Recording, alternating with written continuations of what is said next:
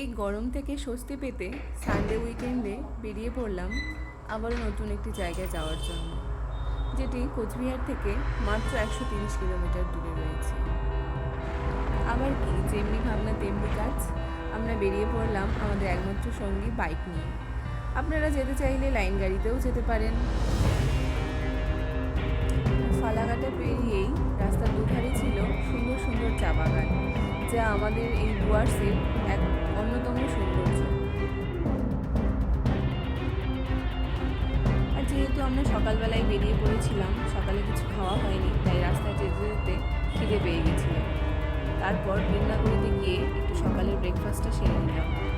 আবার সেই আমাদের গন্তব্যের দিকে আমরা এরপর আমাদের যাওয়ার পথে পড়লো গরুমারা ফরেস্ট।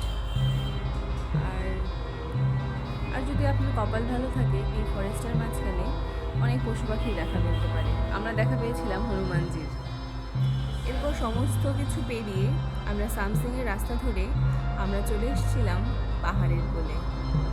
আর আসার পথেই আমাদের যে ডেস্টিনেশন ছিল তার রাস্তাটা একটু খারাপ ছিল।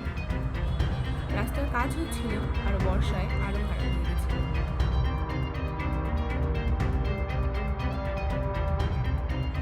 এই দুর্গম পথ পেরিয়ে আমরা অবশেষে চলে এসেছিলাম আমাদের ডেস্টিনেশনে, রকি আইল্যান্ড। এটি ডুয়ার্সের এক অন্যতম অবদ্বীপ। আর এখানে পৌঁছে যে এত সুন্দর ভিউ দেখতে পারবো তা কল্পনাও করতে পারিনি। পাহাড়ের কোল বেয়ে বয়ে চলেছে নদী, তার যা স্রোত দেখেই শান্তি। আর এই সৌন্দর্যকে উপভোগ করার জন্য নদীর ধারেই নিয়েছিলাম একটি হোমস্টে।